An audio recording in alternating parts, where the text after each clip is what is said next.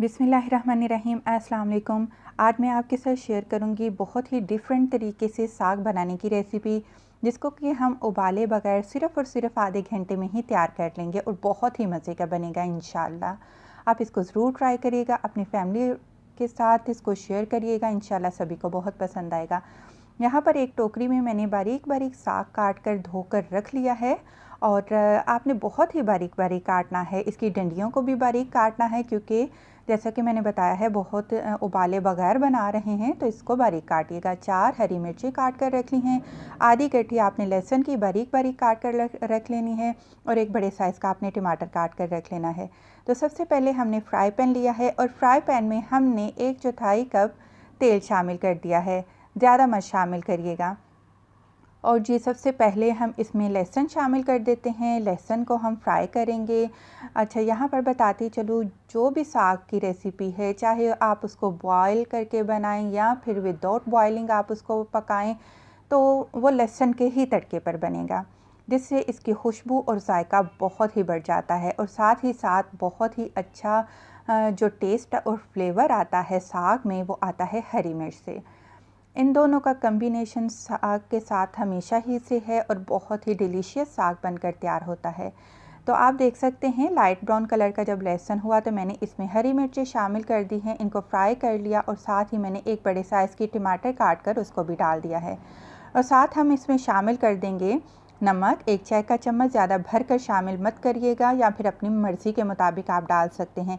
1 चाय का चम्मच कुटी लाल मिर्च, क्योंकि साग में पिसी हुई लाल मिर्च का इस्तेमाल नहीं होता है। और आधा चाय का चम्मच आपने सिंपल हल्दी डाल देनी है। कोई 12-13 मसाले कुछ भी नहीं ऐड करना, बस सिंपल सी हमारी ये एक रवायती डिश है और हमेशा से ही हम इसको बनाते और खाते आ रहे हैं। सर्दियों में ख़ास तौर पर इसको बहुत ही शौक़ से खाया जाता है और इसमें सिर्फ 3 मसाले डलते हैं, नमक, मिर्च और हल्दी। और मिर्च भी पिसी हुई नहीं, कुटी हुई मिर्च। तो हमने टमाटरों को भून लिया है, यहाँ तक कि टमाटर मैश हो चुके हैं। यहाँ पर मैं थोड़ा थोड़ा सा साग करके इसमें शामिल करूँगी, ताकि हम देख सकें कि सारा साग बर्तन में आ जाता है या नहीं। तो अल्हम्दुलिल्लाह साग बिल्कुल बर्तन में आ चुका है। अब मैं इसको मिक्स नहीं करूँगी, क्योंकि मिक्स करना यहाँ पर मुश्किल हो रहा है।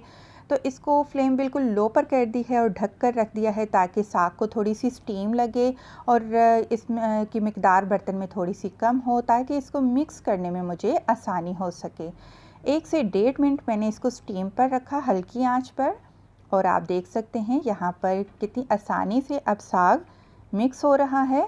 और अच्छे से मिक्स करिएगा सारी चीज़ों को, और पानी बिल्कुल अभी मत डालिएगा।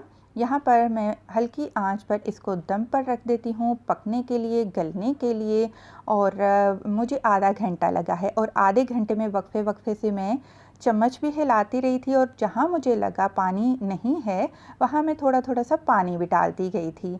और फिर मैंने इसको भून लिया, यहाँ तक कि जो तेल है वो साग से अलग हो चुका है। तो ज़बरदस्त साग बनकर तैयार है। अच्छा, ये साग की मैं आपको एक और बात बता दूं, ये बिल्कुल मुलायम नहीं होता है जैसे कि हमने वो घोटा लगा के या उबाल के बनाया होता है। इसमें थोड़ा सा क्रिस्पीपन होता है, लेकिन बहुत ही ज़बरदस्त लगता है। मैंने मकई की रोटी की वीडियो भी अपलोड की हुई है और सरसों के साग की भी। आप देखना चाहें तो मेरी चैनल पर देख सकते हैं। साग को सर्व करने से पहले घी या मक्खन ऐड करें, जिससे इसकी खुशबू और टेस्ट और भी बढ़ जाएगा। वीडियो पसंद आई है जाते जाते लाइक करते जाएं। खुश रहें, दुआ में याद रखें। अल्लाह हाफिज़।